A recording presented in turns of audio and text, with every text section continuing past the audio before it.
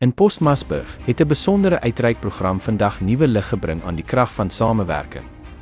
Die twee gemeentes van die Volle Evangelie Kerk het hande gevat met 'n toonaangewende myngroep en welsynsorganisasies om nie net sop en broodjies uit te deel nie, maar ook om hoop, gesondheid en menswaardigheid te herstel waar dit die nodigste is. Die inisiatief vorm deel van 'n groter visie om volhoubare verandering in gemeenskappe teweeg te bring. Met die mynbedryf wat al hoe meer betrokke raak by volhoubare ontwikkeling, word duidelik gesien dat hul rol veel meer is as net ekonomiese dryfkrag.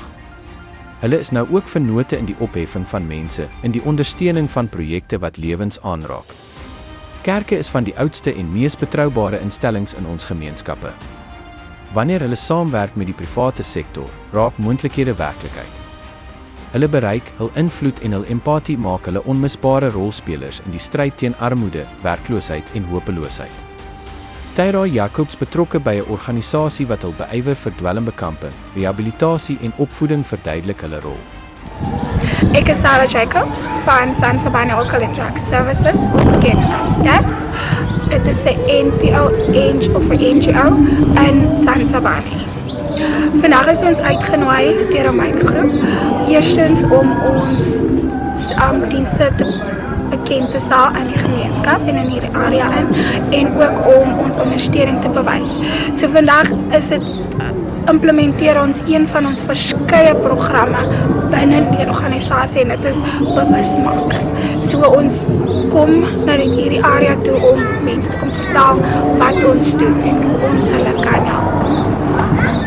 Pastoor Henry Paul Frank bedank graag almal se betrokkenheid.